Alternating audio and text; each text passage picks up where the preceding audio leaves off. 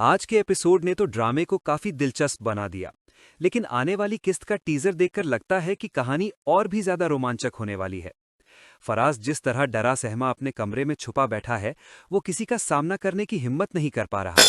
उसे डर है कि अगर वो घर से बाहर निकला तो मोहल्ले वाले उसकी बेटियों के बारे में सवाल करना शुरू कर देंगे। घर के अंदर भी उसका रवैया अजीब है।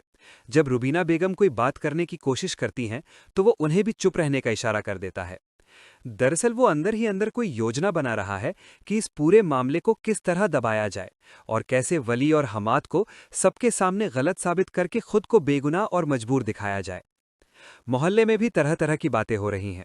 जिसने उस रात हमाद को अपनी बीवी को घर से निकालते देखा था, वे सब आपस में बातें कर रहे हैं। लोग हैरान हैं कि फराज की बेटी को शादी की रात ही घर से क्यों निकाल दिया गया। ऊपर से फराज की खामोशी ने शक को और बढ़ा दिया है, क्योंकि वो तो नमाज के लिए भी घर से बाहर नहीं निकल रहा। देखने वाली बात यह है कि ये सारी कहानी आखिरकार हफ्सा की मौत से जुड़ने वाली है। लेकिन इससे पहले कि फराज कोई नई कहानी बनाकर लोगों के सामने आए, हमाद एक और चाल चल देता है। ये खबर सुनकर फराज का बेटा घबराया हुआ अपने बाप के पास दौड़ कर आता है। असल में हमाद ने वे सारे मैसेज और वीडियो मोहल्ले के व्हाट्सएप ग्रुप में भेज दिए हैं। जैसे ही फराज उन मैसेजों को सुनता है तो उसका चेहरा बदल जाता है और घबराहट के मारे उसके पसीने छूटने लगते हैं। फरीद भी परेशान है कि अगर लोग सवाल करने लगे तो वे क्या जवाब देंगे। लेकिन रुबीना बेगम अभी भी अपने घमंड में बैठी हैं। उनका कहना है कि लोग अगर पूछेंगे भी तो वही मानेंगे जो फराज साहब कहेंगे। मगर हकीकत यह है कि फराज के लिए अब इन मैसेजों और वीडियो को झुटलाना आसान नहीं होगा। दूसरी तरफ फिदा के पास भी यही मैसेज पहुंच जाते हैं और उसे ये भी पता चलता है कि फराज की बेटी को तलाक हो चुका है।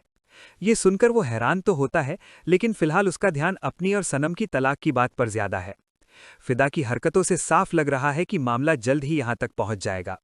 पहले वो सनम और शाहजमीन को तैमूर के साथ जाते देखकर गुस्से से भर जाता है और फिर उन पर नजर रखने लगता है कि वे कब वापस आएंगी।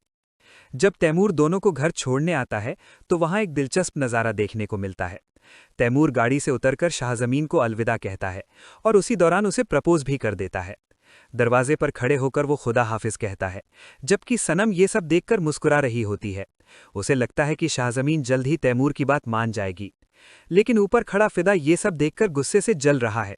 उसे लगता है कि सनम तैमूर के साथ घूम रही है और अपनी जिंदगी का मजा ले रही है, जबकि वो खुद अंदर ही अंदर तड़प रहा है। गुस्से में आकर फिदा सनम को एक वॉइस मैसेज भेजता है, जिसमें वो कहता है कि उसे देखकर तो ऐसा बिल्कुल नहीं लगता कि उसे अपने शौहर से अलग होने का जरा सा भी दुख है। इसके जवाब में सनम भी वॉइस मैसेज भेजती है और साफ कहती है कि ऐसे शौहर से अलग होने के बाद तो खुशी ही होती है, दुख की कोई वजह नहीं होती। सनम की ये बात सुनकर फिदा का गुस्सा और बढ़ जाता है।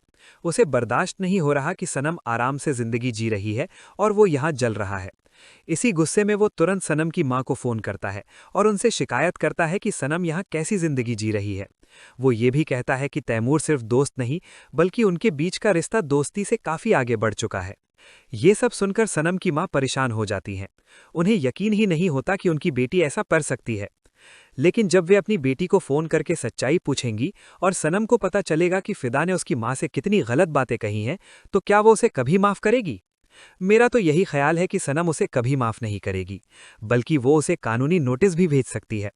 और जब आखिरकार सच्चाई सामने आएगी और फिदा को पता चलेगा कि असली गलती तो फराज अंकल की थी, जिन्होंने उसके दिल में सनम और तैमूर के खिलाफ जहर भर दिया था, तब शायद उसे अपनी गलती का एहसास होगा।